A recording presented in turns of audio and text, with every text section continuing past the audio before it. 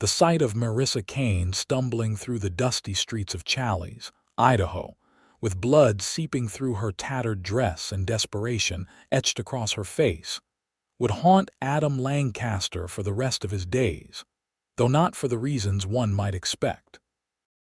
It was July 1878, and the afternoon sun beat down mercilessly on the small mining town nestled in the Salmon River Valley. Adam had just finished shoeing a mare at the livery stable where he worked, wiping the sweat from his brow with a worn handkerchief, when he heard the commotion outside.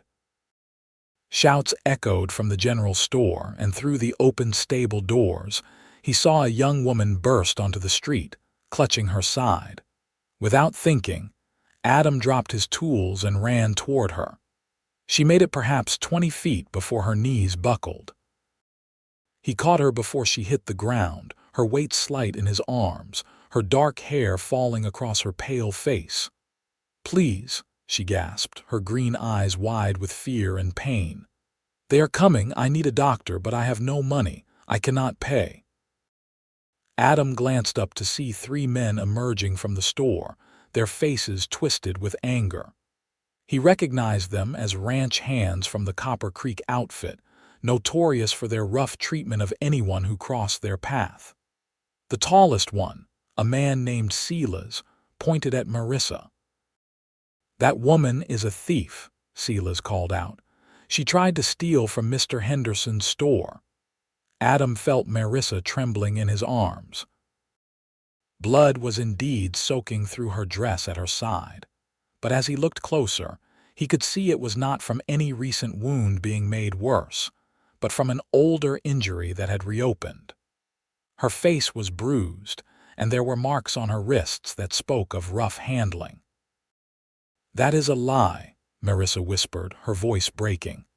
"I was trying to buy bandages. I had money, but they took it from me. They said a woman like me did not deserve to keep earnings from honest work." Adam's jaw tightened. He had seen enough injustice in his 26 years to recognize it when it stared him in the face. The men approaching had the look of predators who had cornered their prey, and he knew without being told that whatever had happened in that store, it had not been theft on her part. "The lady is with me," Adam said firmly, rising to his feet with Marissa still cradled against his chest, "and she is injured. I am taking her to Dr. Whitfield." Silas sneered. "She is no lady, just some drifter who came into town yesterday looking for work." Henderson caught her red-handed trying to stuff bandages under her dress. "Because she is bleeding," Adam said, his voice steady but his eyes hard as flint. "Any fool can see that. Now step aside." The 3 men exchanged glances, clearly not expecting resistance from a livery hand. But Adam Lancaster was not just any livery hand. He stood 6 feet tall, with broad shoulders built from years of hard work, and he had a reputation in Challis as a fair man who did not back down from what was right. More importantly, Sheriff Dixon had just rounded the corner, drawn by the commotion. "What is happening here?" Sheriff Dixon called out, his hand resting casually on his gun belt. "This woman needs medical attention," Adam said before anyone else could speak. "I am taking her to the doctor. These men can file a complaint with you if they have one, but right now she is bleeding and in pain." Sheriff Dixon, a graying man in his 50s who had seen more than his share of trouble, looked at Marissa's pale face and the blood seeping through her dress. He nodded slowly. "Get her to Doc Whitfield. I will sort this out." Adam did not wait for further permission. He turned and walked swiftly toward the doctor's office at the end of the main street, his boots kicking up small clouds of dust with each step. Marissa had gone quiet in his arms, her breathing shallow, and he quickened his pace. Dr. Whitfield was washing his hands in a basin when Adam shouldered open the door. The elderly physician took one look at Marissa and pointed to the examination table. "Put her there. What happened?" "I am not entirely sure," Adam admitted, laying Marissa down as gently as he could. "But she is bleeding from her side and those bruises look recent." Marissa's eyes fluttered open. "Please," she said again, her voice barely audible. "I cannot pay you. I had money, but they took it. I worked 3 days at the boarding house, washing linens, and they took every cent." Dr. Whitfield waved a dismissive hand. "We will worry about payment later. Let me see what we have here." He began carefully cutting away the fabric around her wound, and Adam saw Marissa's face flush with embarrassment. "Perhaps I should wait outside," Adam said, though he found himself reluctant to leave. "No," Marissa said quickly, reaching out to grab his hand. "Please do not go. I do not want to be alone with only strangers." There was such raw fear in her voice that Adam nodded and stayed, positioning himself near her head so she could see him but allowing the doctor privacy to work. He kept his eyes on her face, watching as she bit her lip against the pain while Dr. Whitfield cleaned and examined the wound. "This is a knife wound," the doctor said grimly. "Several days old and it has been poorly cared for. It is infected. Miss, how did you come by this?" Marissa's eyes filled with tears. "My stepfather," she whispered. "Back in Silver City. He came home drunk 4 nights ago. He said I owed him for raising me after my mother died, that it was time I earned my keep in other ways. When I refused and tried to leave, he grabbed a knife. I fought him off and ran, but not before he cut me. I have been traveling since then, trying to get far enough away that he would not find me." Adam felt anger rise in his chest like a hot coal. He had heard stories like this before, too many of them, and each one made him sick. The frontier could be a harsh place, especially for women without protection or means. "You are safe now," Adam found himself saying, though he had no real authority to make such a promise. "He will not hurt you again." Dr. Whitfield worked in silence for a while, cleaning the wound thoroughly and applying a poultice. "You are fortunate," he finally said. "The infection has not spread too far. With proper care and rest, you should heal. But you will need to stay off your feet for at least a week, and the wound will need to be cleaned and dressed daily." Marissa's face crumpled. "I have nowhere to go," she said, her voice breaking. "The boarding house let me work for a few days, but they said I was too slow and fired me this morning. That is why I went to the store, to buy proper bandages so I could bind the wound better and find other work. But those men, they said terrible things, and when I tried to leave, they grabbed me and took my wages. They said I should be grateful they did not demand other forms of payment." "I can't pay you," she sobbed, the words tumbling out in a rush as she looked between Adam and Dr. Whitfield. "I have nothing. No money, no family, nowhere to go. I am sorry. I am so sorry." Adam felt something shift in his chest, a protective instinct he had not felt in years, not since before the war had taken his family's ranch in Kansas and scattered them to the winds. He looked at this broken young woman, alone and injured, and made a decision that would change both their lives. "Then stay and let me care for you," Adam said quietly. Both Marissa and Dr. Whitfield turned to stare at him. "What?" Marissa whispered. Adam took a breath, organizing his thoughts. "I have a small cabin about 2 miles outside of town. It is not much, just 2 rooms and a loft, but it is clean and safe. I work at the livery during the day, and I do some ranching on my own land in the evenings and weekends. I am building up a herd slowly. You need a place to recover, and I can provide that. When you are healed, if you want to move on, you can. But until then, you will have a roof over your head and food in your belly." "Why would you do that for me?" Marissa asked, searching his face. "You do not even know me." "Because it is the right thing to do," Adam said simply. "And because no one should have to face the world alone when they are hurt and scared." Dr. Whitfield cleared his throat. That is a generous offer, Adam, but you should know that people will talk. A single man taking in a single woman, especially one as young and pretty as Miss Kane here, well, it will cause gossip. Let them talk, Adam said. I am offering help, nothing more. Miss Kane will have her own room, and I give you my word as a gentleman that she will be treated with nothing but respect. Marissa stared at him for a long moment, her green eyes bright with tears. I do not understand, she said softly. Men do not help without expecting something in return. What do you want from me?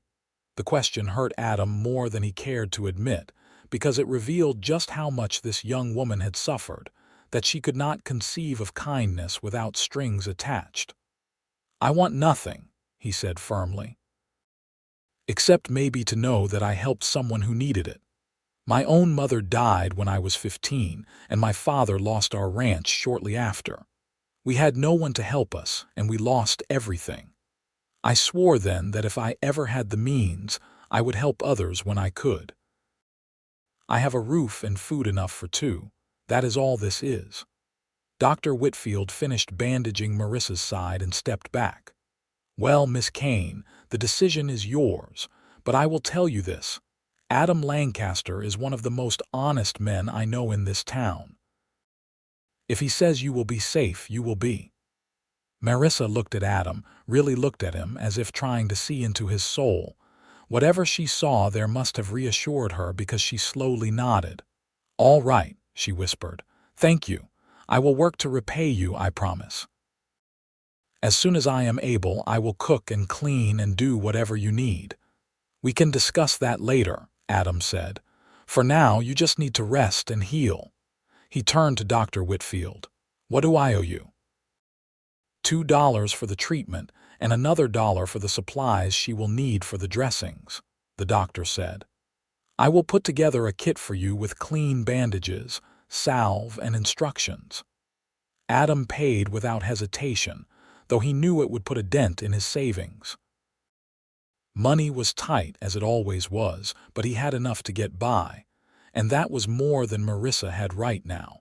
When Dr. Whitfield had prepared everything and given Adam detailed instructions on how to care for the wound, Adam turned back to Marissa. Can you walk, or should I carry you? Marissa pushed herself up to sitting, wincing at the movement. I can walk, she said, but when she tried to stand, her legs nearly gave out. Adam caught her immediately, steadying her. Pride is all well and good, he said gently, but there is no shame in accepting help when you need it. My wagon is at the livery. Let me carry you there and then we will ride to the cabin. You can practice being stubborn when you are stronger. Despite everything, Marissa let out a small, surprised laugh. You are very determined, Mr. Lancaster. Adam, he corrected. Just Adam. And yes, I suppose I am. He lifted her again, marveling at how light she was. Too light.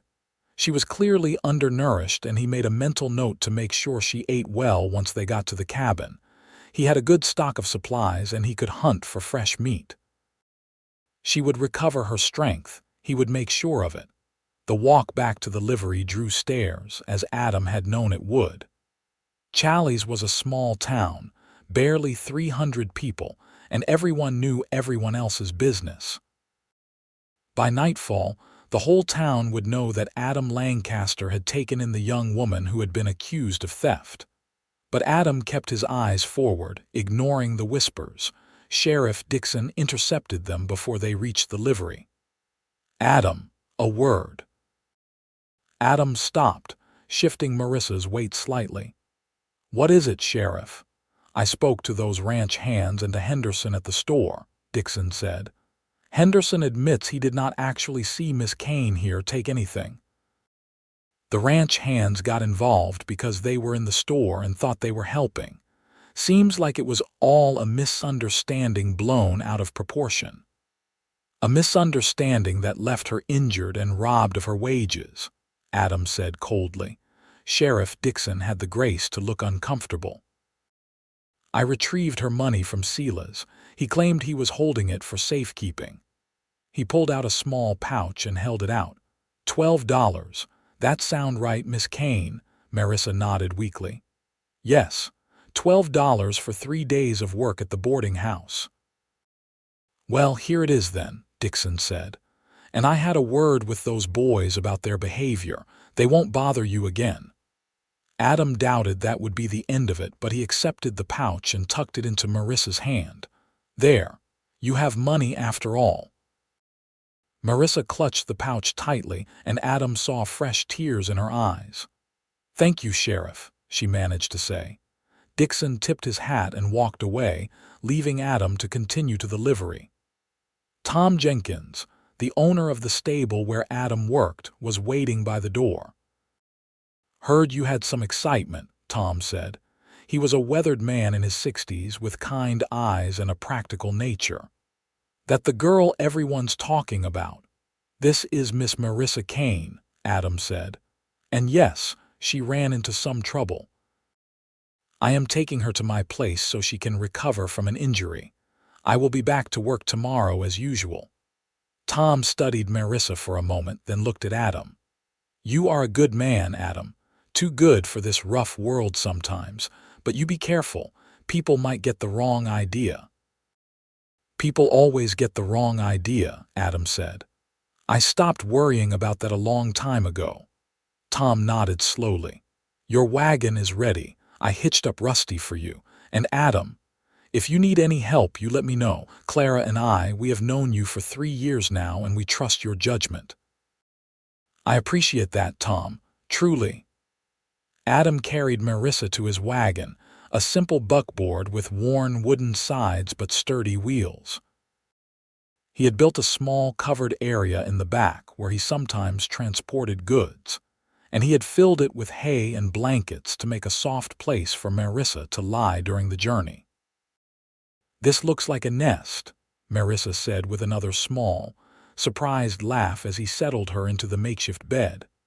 A comfortable nest, I hope, Adam said. The road to my place is not the smoothest, and I did not want you jolted around too much. He climbed onto the driver's seat and took up the reins. Rusty, his old but reliable horse, started forward at a steady walk. Adam guided them through town and onto the rough trail that led toward his cabin. The land around Challies was beautiful in a stark, rugged way. Mountains rose in the distance, their peaks still touched with snow even in summer. The valley was filled with sagebrush and scrub, broken here and there by stands of cottonwood trees near water sources. The Salmon River flowed not far from Adam's property, providing water for his small herd of cattle and the garden he tried to maintain. It is beautiful here, Marissa said softly from behind him. So different from Silver City. You are from Silver City? Adam asked, keeping his tone conversational. That is quite a journey. 3 days by foot, Marissa said. I could not afford a stage, and I could not risk staying on the main roads where my stepfather might find me, so I walked, mostly at night, hiding during the day. I thought if I could just get far enough away, I could start over. You can, Adam said firmly. Challies may not be the biggest town, but there is work to be found if you are willing to do it. Once you are healed, if you want to stay in the area, I can help you find something suitable. Why are you being so kind to me? Marissa asked again. Please, I need to understand. In my experience, men are not kind without reason. Adam was quiet for a moment, considering his answer. I suppose it is because I know what it is like to have nothing and no one, he finally said. After my mother died and we lost the ranch, my father took to drinking. He died 2 years later, leaving me and my younger sister alone. Sarah was only 13. I tried to take care of her, but I was barely 18 myself and had no prospects. We ended up in a charity house in Kansas City, and it was awful. Sarah got sick that first winter, pneumonia. I could not afford a doctor, and she died in my arms on Christmas Eve. He heard Marissa's sharp intake of breath. I swore then that I would never let anyone suffer if I could help it, Adam continued, his voice rough with old pain. "I worked every job I could find, saved every penny, and eventually made my way west. I have been in Challies for 3 years now, working and saving, building something of my own. It is not much yet, but it is mine. And if I can use what I have to help someone else avoid the kind of suffering my sister went through, then that is what I will do." "I am so sorry," Marissa whispered. "About your sister, about all of it." "So am I," Adam said. "Every day. But the best way I can honor Sarah's memory is by being the kind of person who helps when help is needed. So that is what I am doing."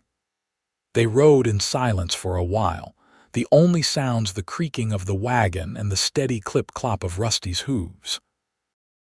The sun was beginning its descent toward the western peaks, painting the sky in shades of gold and pink. "There," Adam said, pointing ahead. "That is home." His cabin sat on a slight rise with a view of the valley stretching out below. It was indeed small, built of rough-hewn logs with a sod roof, but it was sturdy and well-maintained.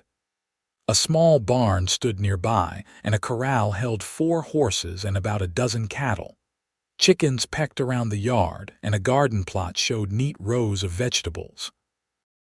"It is wonderful," Marissa said, and Adam could hear genuine appreciation in her voice. "You have built something good here." "I am trying," Adam said. He pulled the wagon up near the cabin door and set the brake. "Let me help you down." He lifted Marissa out of the wagon bed as carefully as he could, mindful of her injured side. She did not protest this time, merely wrapped her arms around his neck and let him carry her inside. The cabin's interior was simple but clean.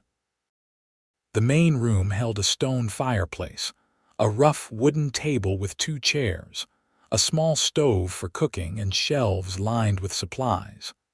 A narrow door led to the single bedroom, which Adam had built onto the cabin the previous summer. A ladder led up to the loft where he usually slept. "You can have the bedroom," Adam said, carrying Marissa through the door. The room held a simple rope bed with a corn husk mattress, a small dresser he had built himself, and a window that looked out over the valley. "I sleep in the loft most nights anyway. It is cooler up there in summer." He laid Marissa on the bed, and she immediately sank into the mattress with a sigh. "This is heaven," she murmured. "I have not slept in a real bed in days." "You rest," Adam said. "I will see to Rusty and the other animals, then I will make us some supper. Are you hungry?" "I should not be, but I am," Marissa admitted. "I have not eaten since yesterday morning." Adam frowned. "Then I will make plenty. Do not worry about anything right now except resting and healing. Everything else can wait." He left her in the bedroom and went about his evening chores with automatic efficiency. Rusty was unhitched and led to the barn, where Adam gave him a good rub-down and fresh feed. The other horses were checked and given hay. The cattle in the corral were content with the grass in their enclosure, but he made sure they had plenty of water. The chickens were shooed into their coop for the night, and he collected the few eggs they had laid. Back in the cabin, Adam built up the fire and started preparing a meal. He kept his cooking simple but hearty. Beans simmered with a bit of salt pork, cornbread made in a skillet, and strong coffee. While everything cooked, he checked on Marissa and found her sleeping, her face finally relaxed from the lines of pain and fear that had marked it earlier. Good. She needed rest more than anything. When the food was ready, Adam set the table and then gently woke Marissa. "Supper is ready. Do you think you can come to the table, or should I bring you a plate?" Marissa pushed herself up slowly. "I can come to the table. I need to start moving, or I will grow stiff." Adam helped her up and supported her as she walked slowly to the main room. He settled her into one of the chairs and served them both generous portions. Marissa ate slowly at first, as if her stomach needed time to remember how to handle food, but gradually she picked up speed, clearly famished. "This is delicious," she said between bites. I have not had a proper meal in so long. It is just beans and cornbread, Adam said, embarrassed by the praise. It is wonderful, Marissa insisted. And this cabin and your kindness, all of it, I still cannot quite believe this is real. They ate in comfortable silence for a while. As Adam watched Marissa begin to relax, he realized that he had made the right decision in bringing her here. Whatever gossip might follow, whatever complications might arise, none of it mattered as much as the simple fact that he had helped someone who desperately needed it. After supper, Adam cleaned Marissa's wound again as Dr. Whitfield had instructed, applying fresh salve and bandages. She bore the process bravely, only occasionally flinching at the sting of the medicine. You are good at this, she said. Do you have experience with doctoring? Some, Adam said. When you work with animals, you learn basic wound care, and I helped care for injured soldiers during the war, though I was just a boy at the time. You were in the war? Marissa asked. Not as a soldier. I was too young, but Kansas was not a peaceful place during those years. Our ranch was near the border and we saw plenty of action, whether we wanted to or not. My father tried to stay neutral, but that just meant both sides suspected us.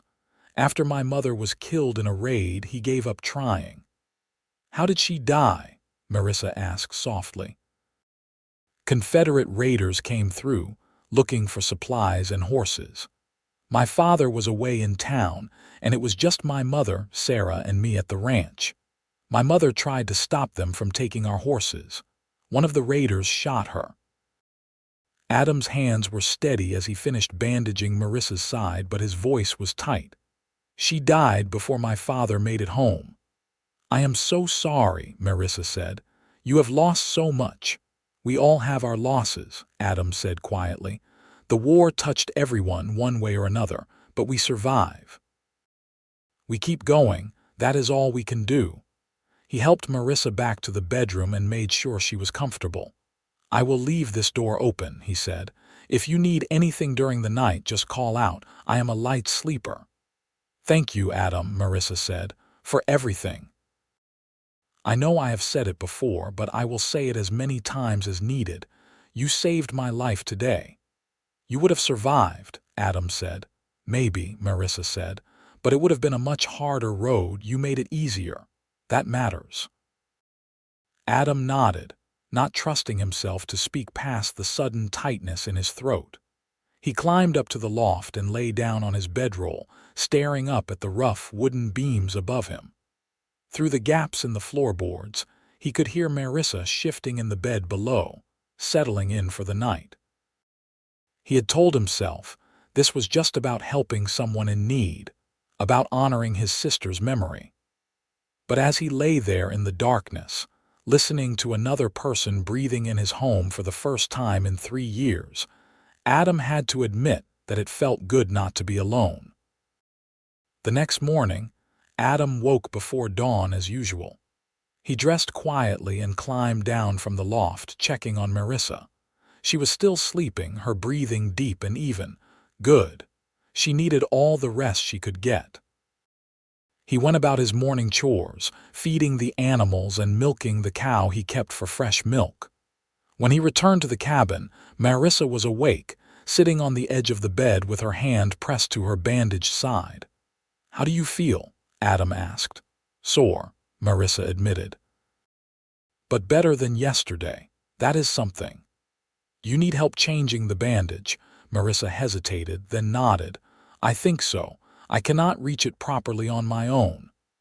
Adam helped her with the fresh dressing, noting that the wound looked slightly less angry than it had the day before. The medicine was working. When he was done, he helped her to the table and served breakfast, simple fare of eggs, cornbread left over from the night before, and coffee. I need to go into town today, Adam said. I work at the livery 6 days a week.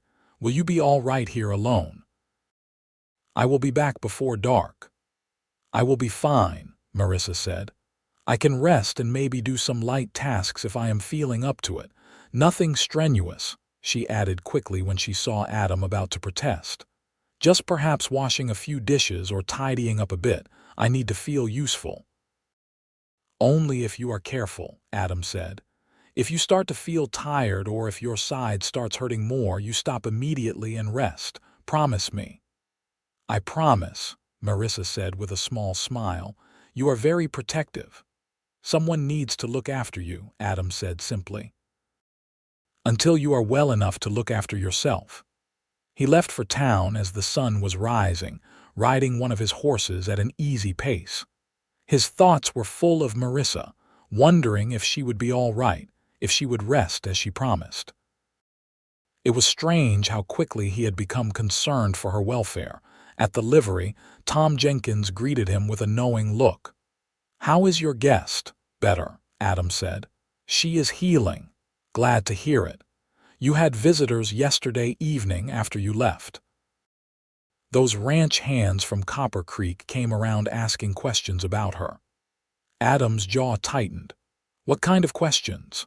"Where she is staying, mostly. I told them I did not know and that even if I did, it was none of their business. They did not like that much, but they left." "Just thought you should know." "I appreciate the warning," Adam said. "Did they say anything else? Just that she is trouble and you are a fool for taking her in. I told them you are the best judge of your own business."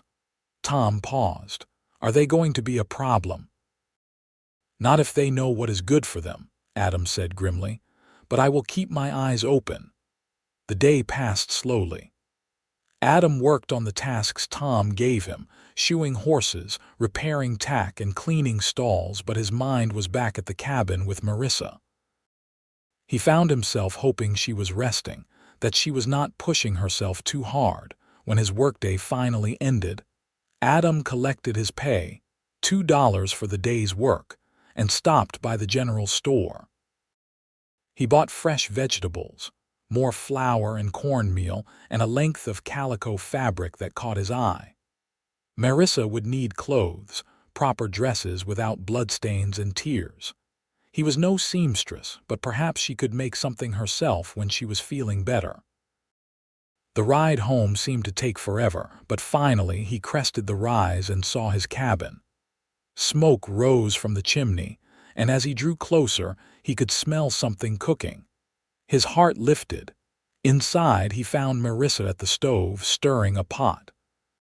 She had clearly washed up, her dark hair damp and tied back, and she was wearing what looked like one of his old shirts over her damaged dress. She looked up when he entered, her face brightening. "Welcome home," she said, and something in Adam's chest squeezed at those simple words. "You should be resting," he said, but there was no heat in his words. "I rested all morning," Marissa said, "and then I got bored. I found some dried venison and vegetables in your stores, so I made a stew. I hope that is all right." "It is more than all right," Adam said. He set down his purchases and moved to the stove, peering into the pot. The stew smelled wonderful, rich and hearty. "This looks excellent." "My mother taught me to cook before she died," Marissa said. "It is one of the few skills I have that is actually useful." "I am sure you have many useful skills," Adam said. He went to his purchases and pulled out the calico. "I brought this for you. I thought you might be able to make a new dress or two, unless you would prefer to take the fabric to the seamstress in town." Marissa stared at the fabric, her eyes wide. "You bought this for me. You need clothes," Adam said, feeling suddenly self-conscious. "The color reminded me of spring grass. I thought it might suit you." Marissa took the fabric with trembling hands, running her fingers over the soft material. "It is beautiful," she whispered. "Thank you, and yes, I can sew. I can make my own dresses. I will need thread and needles, though." "I will get those tomorrow," Adam said, "and anything else you need." They ate dinner together, the stew every bit as good as it had smelled. Marissa told him more about her life in Silver City, how she had worked as a laundress and seamstress to support herself and her stepfather after her mother died 5 years ago. She had been only 18 when her mother passed, leaving her alone with a man who had grown increasingly bitter and cruel. "I should have left sooner," she said quietly. "But I had nowhere to go and I kept thinking things would get better. They never did. They only got worse." "You are away from him now," Adam said. "That is what matters." Over the following days, a routine developed. Adam would work at the livery during the day and Marissa would rest and do light tasks around the cabin. Each evening they would eat together and talk, sharing stories of their lives. Adam found himself looking forward to coming home, to seeing Marissa's face light up when he walked through the door. Marissa's wound healed steadily. By the end of the first week, she was moving more easily, the pain clearly diminishing. She threw herself into making the cabin more comfortable, sewing curtains for the windows, organizing the shelves, and tending the garden. She also began work on 2 new dresses for herself, her needle flashing in the lamplight each evening as she sewed. One evening, about 10 days after Adam had brought her home, they sat outside on the cabin's small porch, watching the sun set over the mountains. Marissa had finished her first new dress that afternoon, and she wore it now, the green calico bright against her skin. She looked healthy and happy, so different from the frightened, injured woman he had first met. "I have been thinking," Marissa said slowly. "I am nearly healed now. Soon I will need to find work and a place of my own. I cannot impose on your hospitality forever." Adam felt a sharp pang at her words. "You are not imposing," he said. "You have been working hard around here. The cabin has never been so clean or comfortable." "Still," Marissa said, "I need to start building a life for myself. I was thinking I might see if the boarding house in town needs help again, or perhaps the hotel." "You could do that," Adam said carefully, "or you could stay here." Marissa turned to look at him, her green eyes questioning. "What do you mean?" Adam had been thinking about this for days, turning it over in his mind. "I mean, you could stay here, permanently. Not as a guest, but as a partner. You could help with the cabin and the animals, and in return, you would have a home and security. We could make it a formal arrangement, all respectable and proper." "You are talking about marriage," Marissa said softly. "I am talking about a partnership," Adam said. "I know we have only known each other for 10 days, and I am not proposing out of any expectation of romance. But we work well together, Marissa. We are comfortable with each other, and if we were married, you would have protection. No one could force you to go back to your stepfather, and no one could take advantage of you the way those ranch hands tried to." Marissa was quiet for a long moment. "Why would you want to tie yourself to me?" she finally asked. "You could find someone else, someone without my history, someone who has not brought trouble to your doorstep." "I do not want someone else," Adam said. "These past 10 days, having you here, it has been the happiest I have been in years. This cabin feels like a home now instead of just a place to sleep. And I think maybe you have been happy too." "I have," Marissa admitted. "Happier than I have any right to be." "But Adam, what if you meet someone you truly love? What if you regret this decision?" Adam turned to face her fully. "I will not lie and say I love you because love takes time to grow, but I care about you, Marissa. I care about your well-being and your happiness. And I think with time we could build something real together, something lasting. Is that not worth taking a chance?" Marissa's eyes were bright with tears. "You are the kindest man I have ever met," she said. "And yes, I think it is worth taking a chance. If you are truly sure this is what you want." "I am sure," Adam said. He took her hand, threading his fingers through hers. "We can take things slowly, get to know each other better, but I would be honored if you would agree to be my wife." "Then yes," Marissa said, a smile breaking across her face. "Yes, I will marry you." They were married 2 weeks later by the circuit preacher who came through Challies once a month. It was a simple ceremony, held in the small church at the edge of town, with Tom Jenkins and his wife Clara as witnesses. Marissa wore her new green dress, and Adam wore his best shirt and vest. As they stood before the preacher and exchanged their vows, Adam felt a sense of rightness settle over him. This was meant to be.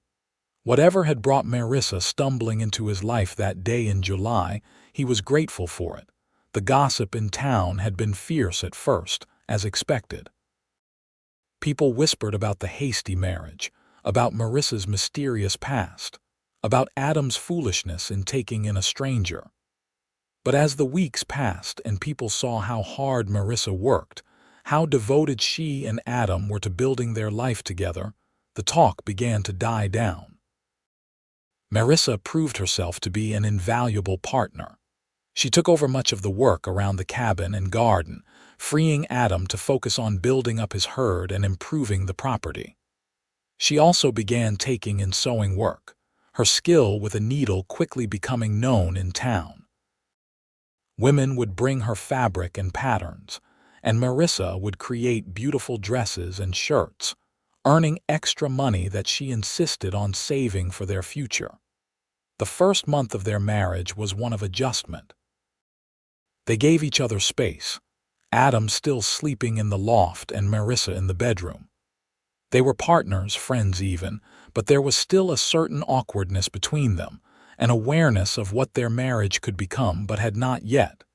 It was Marissa who finally bridged that gap. One night in late September, after they had been married for 6 weeks, she climbed the ladder to the loft where Adam was preparing for bed. "Can I come up?" she asked, her head just visible over the edge of the loft floor. "Of course," Adam said, surprised. "Is something wrong?" Marissa pulled herself fully into the loft and sat on the edge of his bedroll. "Nothing is wrong," she said. "But I have been thinking. We are married, Adam, truly married in the eyes of God and the law, but we are living like strangers under the same roof." Adam sat down beside her carefully. "I did not want to pressure you," he said. "I told you this could be whatever you wanted it to be." "I know," Marissa said. She took his hand, just as he had taken hers that evening on the porch. "And I appreciate that more than I can say. But Adam, these past weeks I have come to care for you deeply. You are good and kind and patient. You have given me a home and a future, and I would like our marriage to be a real one in every sense." Adam's heart began to beat faster. "Are you sure?" he asked. "I do not want you to feel obligated." "I am not obligated," Marissa said firmly. "I am choosing this. I am choosing you." She paused, her cheeks flushing. "The truth is, I think I am falling in love with you, Adam Lancaster, and I hope that maybe someday you might feel the same." Adam reached up and cupped her face gently. "Someday," he said softly. "Marissa, I already do. I have been fighting it because I did not want to make you uncomfortable, but the truth is, I have been in love with you for weeks now.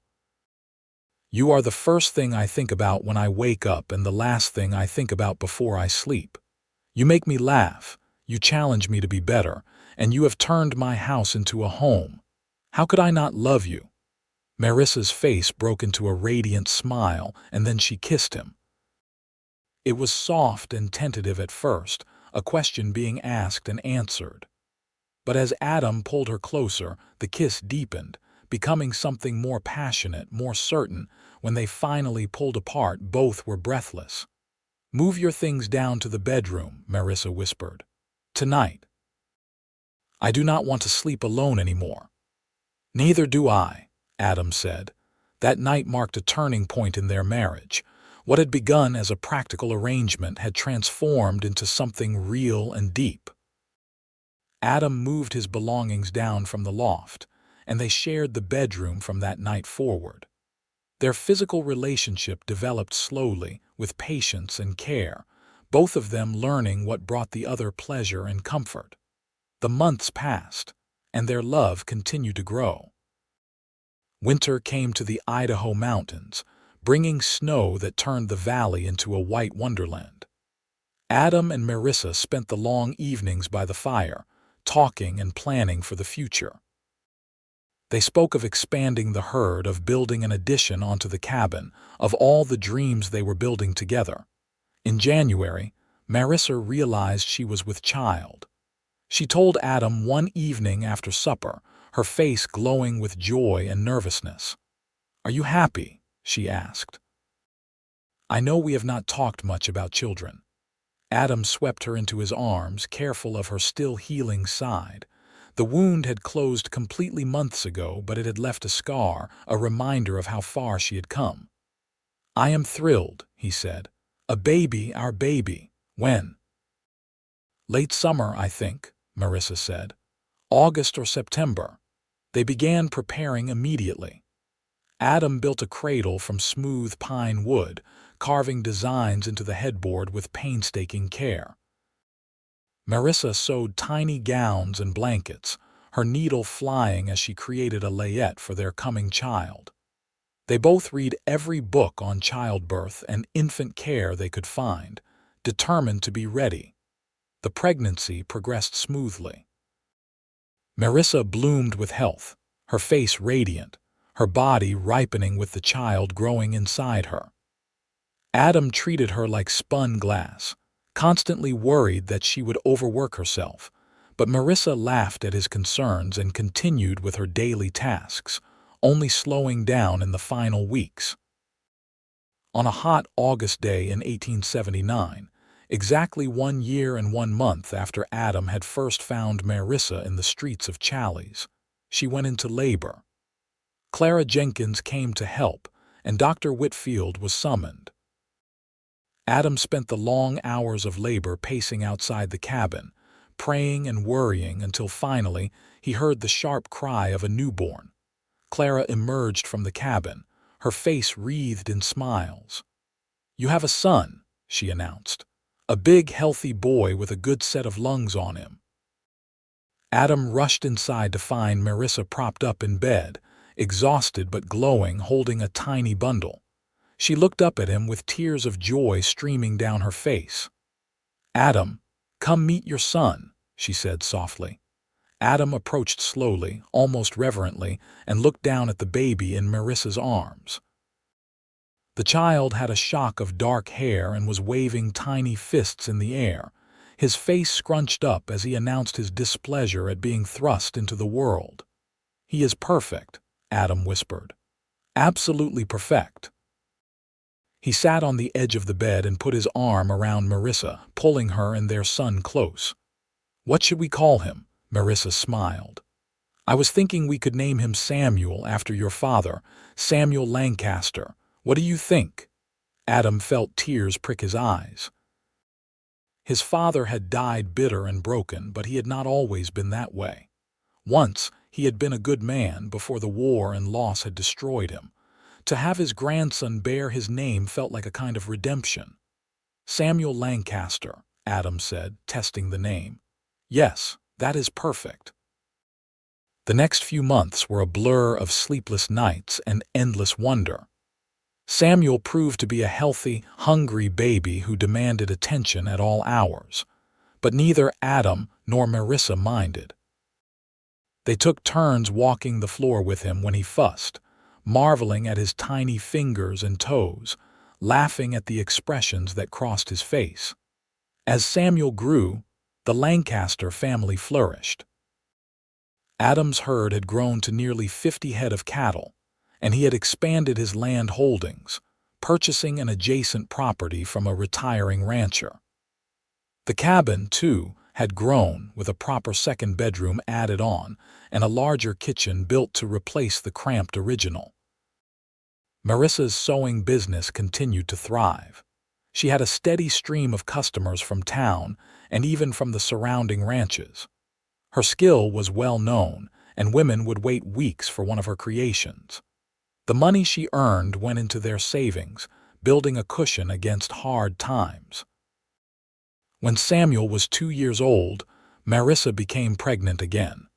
This time, the pregnancy was harder. She was often tired and sick, and Adam worried constantly. But Marissa remained strong, assuring him that this was normal, that every pregnancy was different. In the spring of 1882, Marissa gave birth to a daughter. They named her Grace because, as Marissa said, holding the tiny girl in her arms, "She is a Grace we did not know we needed." Grace was smaller than Samuel had been, but no less healthy. She had Adam's blue eyes and Marissa's dark hair, and from the beginning, she had both her parents wrapped around her tiny finger. Samuel, now an energetic 2-year-old, was fascinated by his baby sister and wanted to help with everything. Life settled into a comfortable rhythm. The children grew, the ranch prospered, and Adam and Marissa's love deepened with each passing year. They had their struggles, of course. There were years when the cattle prices were low, seasons when the weather was harsh, times when money was tight. But they faced every challenge together, their partnership unshakable. When Samuel was 6 and Grace was 4, Marissa's stepfather appeared in Challies. He had spent years tracking her down, driven by a twisted sense of ownership. He showed up at the cabin one day when Adam was in town, demanding that Marissa return with him. But Marissa was no longer the frightened young woman who had fled Silver City. She faced him calmly, with their children behind her and a rifle in her hands. "I am never going back," she told him clearly. "I have a husband who loves me, children who need me, and a life that is mine. You have no power over me anymore. Leave now, or I will shoot you for trespassing." Her stepfather had tried to push past her, and Marissa had fired a warning shot into the ground at his feet. The sound brought neighbors running, including Sheriff Dixon, who was making his rounds. The stepfather was arrested for attempted assault and threatening behavior, and he was given a choice by the judge: leave Idaho and never return or face jail time. He chose to leave. When Adam came home and learned what had happened, he held Marissa for a long time, marveling at her strength. "I am so proud of you," he said. "You protected our family." "I learned from the best," Marissa said, smiling up at him. "You taught me that I am worth protecting, that I am worth fighting for. I was just putting those lessons into practice." The years continued to pass. Samuel grew into a strong, responsible young man who loved working on the ranch with his father. Grace became a skilled rider and an excellent seamstress, learning from her mother. In 1887, Marissa gave birth to their 3rd child, another boy they named Thomas, after Tom Jenkins, who had been such a good friend to them over the years. Adam and Marissa watched their children grow with pride and love. They had built something lasting, something good. The small cabin had become a proper ranch house, with multiple bedrooms and a large main room where the family gathered in the evenings. The herd had grown to over 200 head, making the Lancaster Ranch one of the more successful operations in the valley. In 1890, when Samuel was 11 and showing every sign of becoming as tall as his father, Adam took him aside for a serious talk. "Your mother and I want you and your siblings to understand something," Adam said. "This ranch, everything we have built, it started with an act of kindness. Your mother was hurt and alone, and I helped her. That simple act changed both our lives." "I know the story," Samuel said. "Mother has told us." "But do you understand the lesson?" Adam asked. "We help others when we can, son.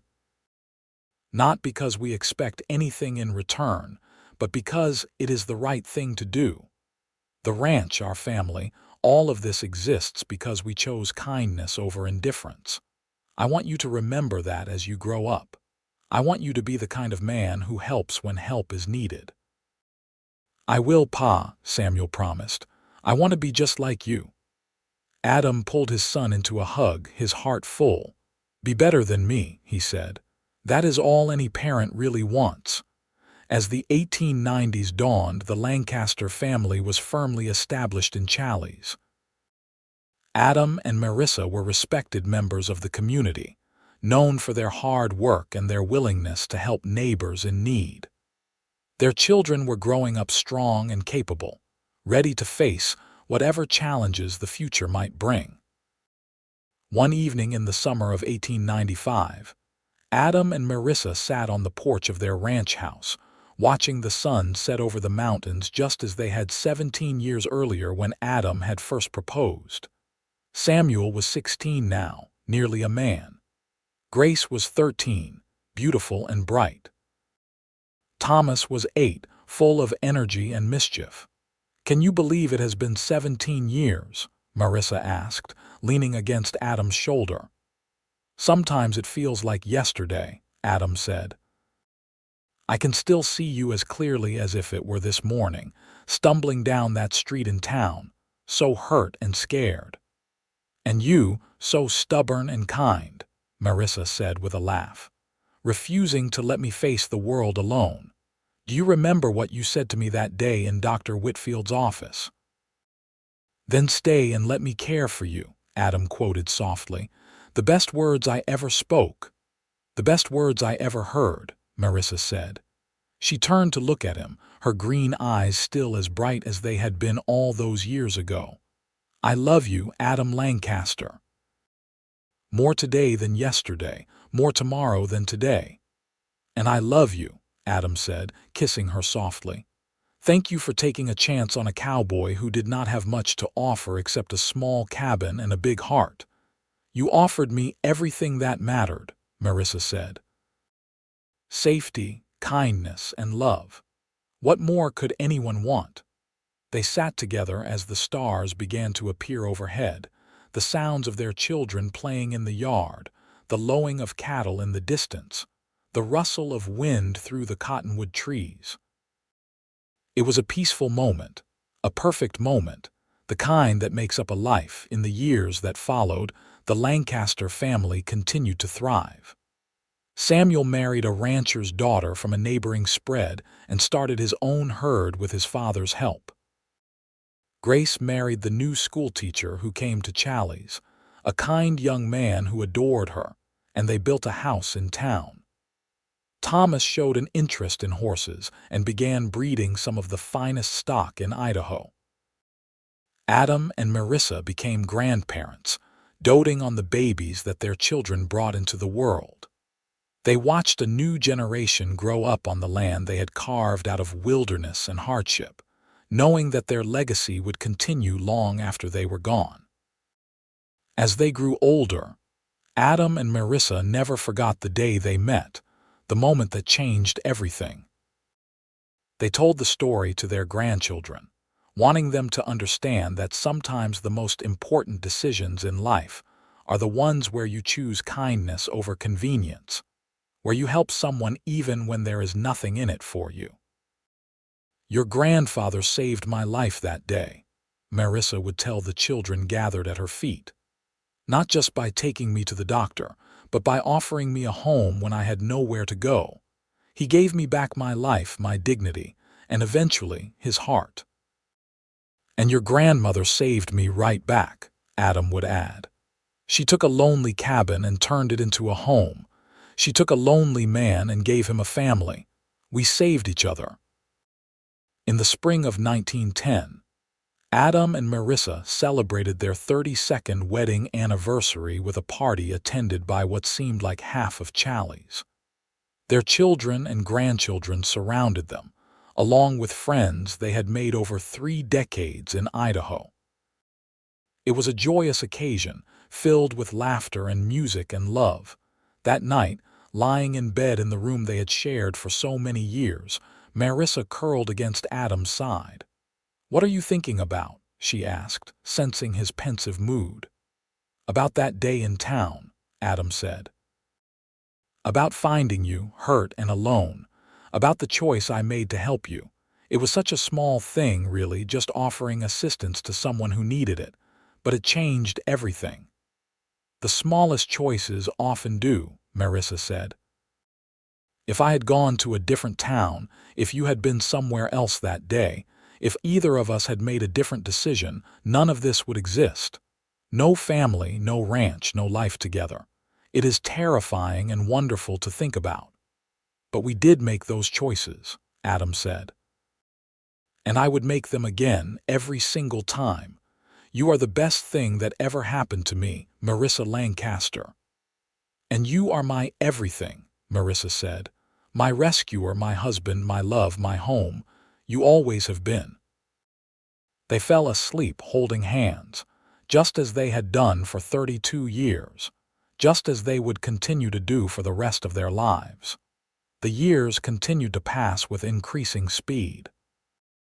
Adam and Marissa grew old together, their hair turning white, their faces lining with age, but their love never diminishing. They remained partners in every sense, working together to manage the ranch even as their children took over more of the daily operations.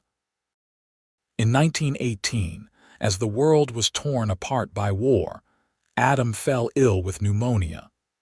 He had been weakened by a lifetime of hard work, and at 66 years old, his body did not have the reserves it once had. Marissa nursed him tirelessly, just as he had once nursed her wound all those years ago. "You cannot leave me," she told him one night, tears streaming down her face. "We are supposed to grow old together." "We did grow old together," Adam said weakly, reaching up to cup her face. "Look at all the gray in your hair, woman. You are ancient." Marissa laughed through her tears. "We are the same age, you fool." "Then we are both ancient," Adam said, "but beautiful.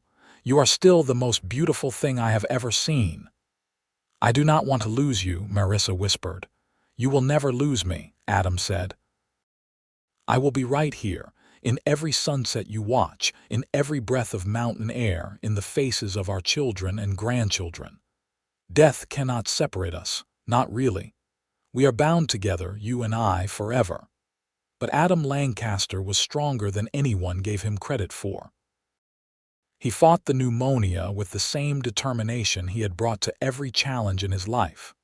Slowly, painfully, he recovered, much to everyone's relief and surprise. "You cannot get rid of me that easily," he told Marissa when he was finally well enough to sit up again. "I made you a promise 40 years ago to care for you, and I intend to keep it." "Stubborn man," Marissa said, but she was smiling through her tears of relief. Adam lived for another 8 years, long enough to see the 1920s dawn, long enough to meet more great-grandchildren than he could easily count. He and Marissa celebrated their 50th wedding anniversary in 1928, surrounded by a family that had grown far beyond anything they could have imagined in those early days. On a crisp autumn evening in 1926, Adam passed away peacefully in his sleep at the age of 74. Marissa was lying beside him, her hand in his, and she woke to find him gone, a small smile on his face as if he were dreaming of something wonderful. The funeral was attended by hundreds of people. Adam Lancaster had been a beloved figure in Challis, known for his fairness, his kindness, and his unwavering devotion to his family. Person after person stood up to speak about how he had helped them at one time or another, how he had embodied the best qualities a man could have. But it was Marissa's words that everyone remembered. Standing at the graveside, her back still straight despite her 71 years, she spoke clearly and firmly. "My husband once told me that we save each other," she said. "And that is exactly what we did. He saved me from a dark fate, and I saved him from loneliness. Together, we built something beautiful. Together, we created a family and a life that mattered. I will miss him every day for the rest of my life, but I will never regret a single moment we had together.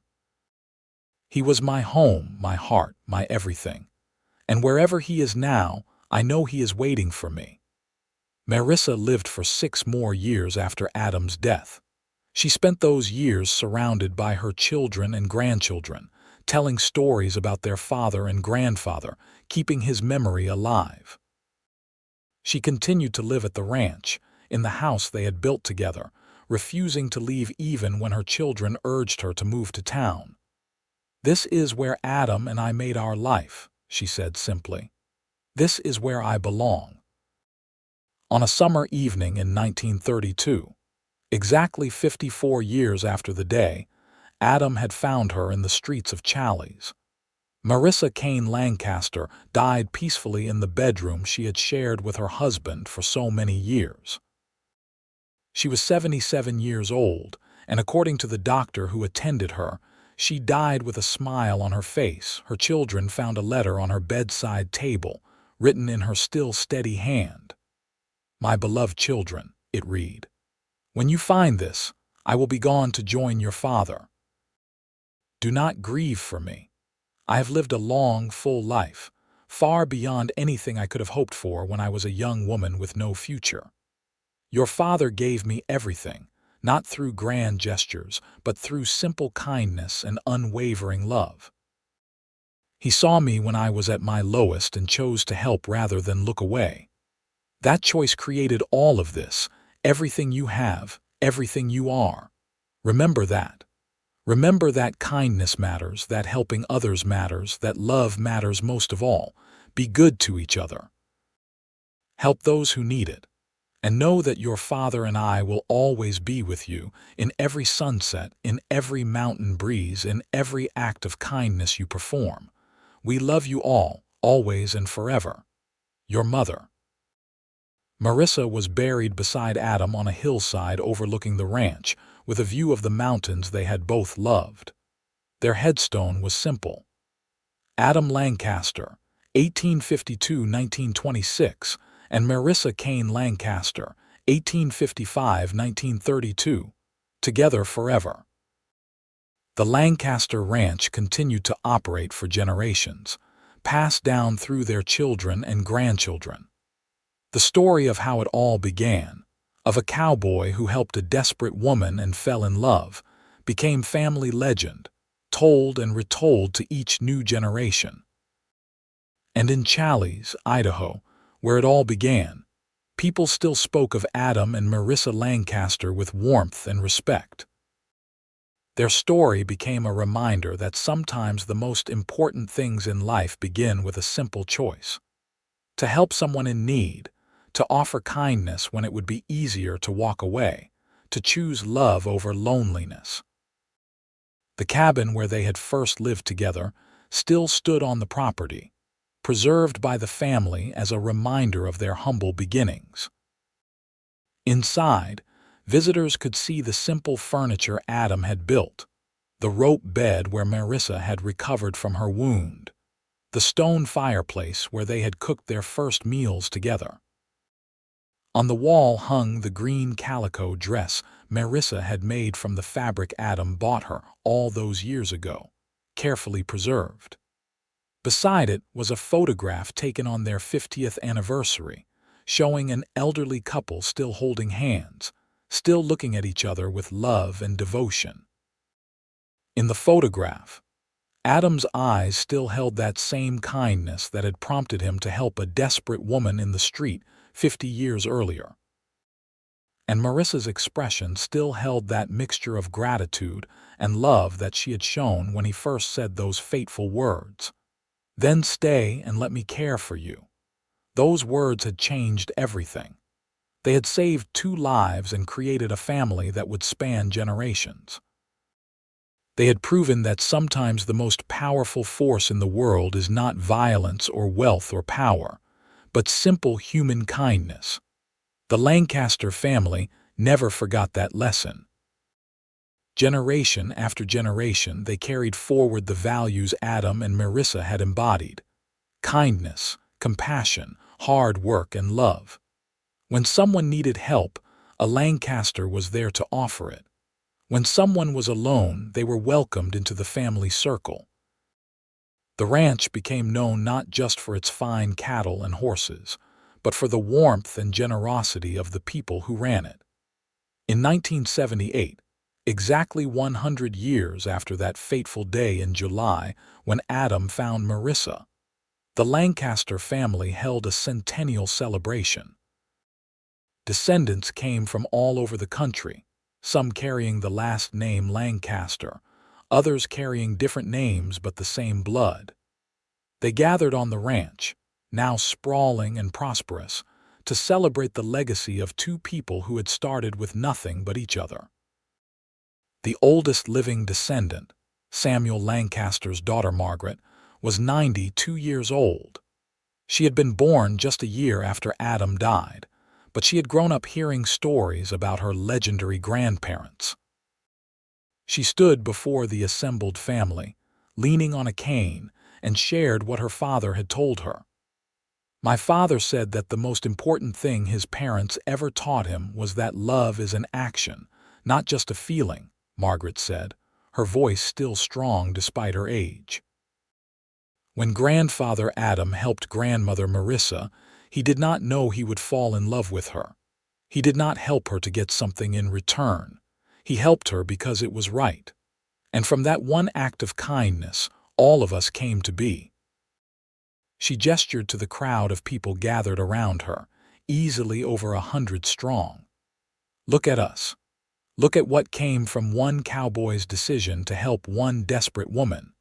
Teachers and doctors, ranchers and lawyers, mothers and fathers, all of us carrying forward the legacy of kindness and love." That is what Adam and Marissa Lancaster left us. Not just a ranch or a name, but a way of living that makes the world better. The celebration continued late into the night, with stories shared and memories honored. And when the sun set over the mountains, painting the sky in shades of gold and pink, just as it had done 100 years before, the family fell silent for a moment, thinking of the two people who had started it all. Somewhere, in whatever place souls go when they leave this earth, Adam and Marissa Lancaster surely smiled, knowing that the love they had built together continued to ripple outward, touching lives they would never meet, making the world a little bit better. Because in the end, that is what love does. It transforms, it endures, it creates ripples that spread far beyond the original act. Adam Lancaster had offered his help to a woman who could not pay, asking only that she stay and let him care for her. From that simple offer came a love that lasted a lifetime and a legacy that would endure for generations. It was a story worth telling, worth remembering, worth carrying forward.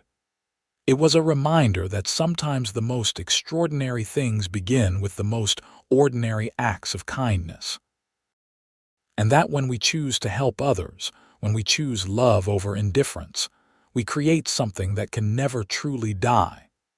The ranch remained in the Lancaster family for over a century, a testament to the enduring power of the love that had created it. And in the town of Challis, Idaho, the story of Adam and Marissa became legend, a tale told to children as an example of how a single moment of compassion can change the entire course of a life. They had saved each other, those two broken people who met on a dusty street in 1878.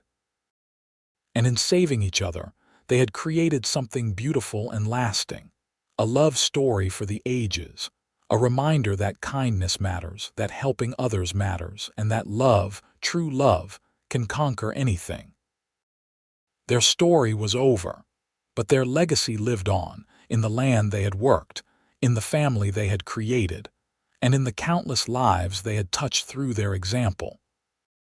Adam and Marissa Lancaster had built their happily ever after not through grand gestures or perfect circumstances, but through simple, everyday choices to love and care for each other. And in the end, that was all anyone could ask for, a life well lived, a love well earned, and a legacy worth leaving. They had achieved all three and more. Their story was complete, their circle closed, their love eternal. Together forever, as their headstone promised, in this life and whatever came after. The end of their earthly story was just the beginning of their eternal one, and somewhere in the vast mystery of whatever lies beyond, Adam Lancaster still held Marissa Kane Lancaster's hand, still protected her, still loved her with the same devotion he had shown that very first day. And she loved him back with equal fervor, grateful every moment for the cowboy who had looked at a desperate woman and chosen kindness.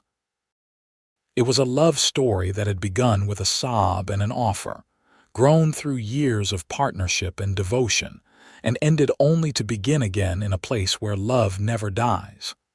And that, truly, was the perfect ending.